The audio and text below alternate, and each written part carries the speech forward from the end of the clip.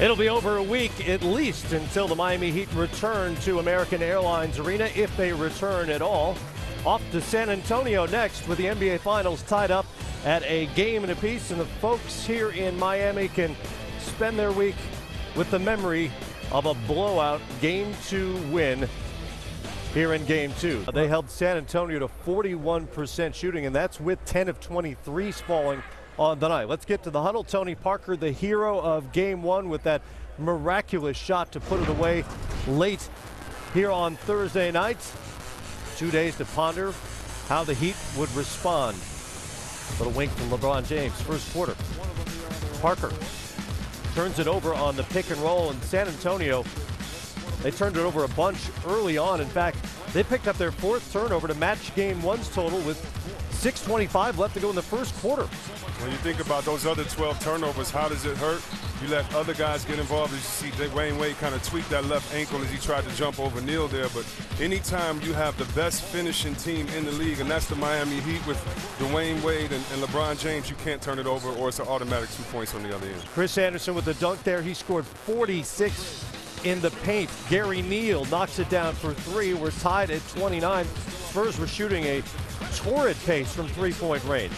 No, first half they played well, but as I said in the game before, for the Heat, when you're playing your best ball and you can't put the team away, you'll get in trouble. But in the third quarter, Heat do what they do, created some turnovers and went on that 33-5 run. Danny Green nearly single-handedly kept the Spurs in this. Well, Danny Green shot the ball extremely well from the outside. How long is this show? An hour?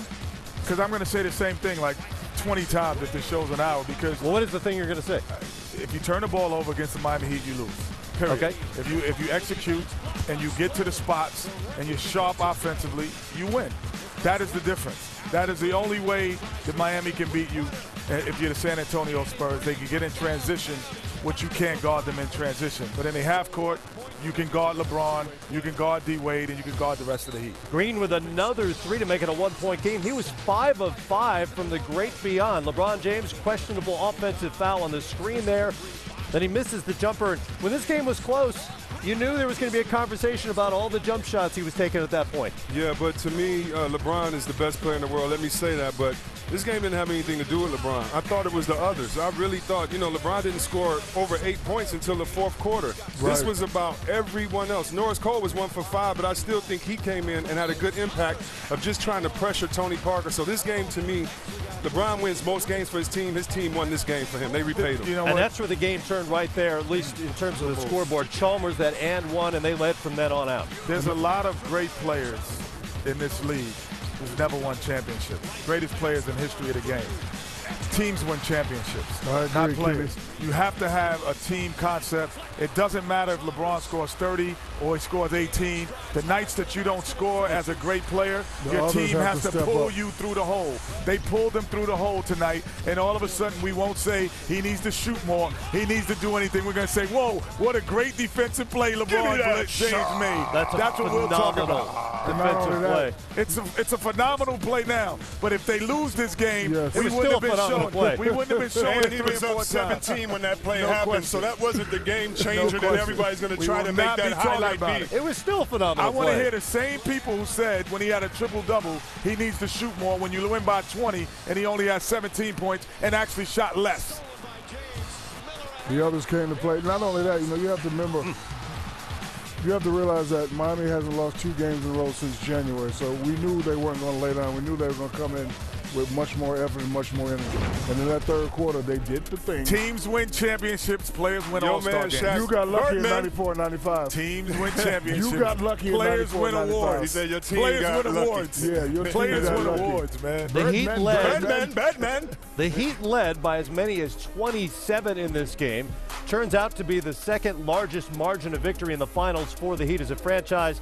They won a game against Dallas by 24 back in 06.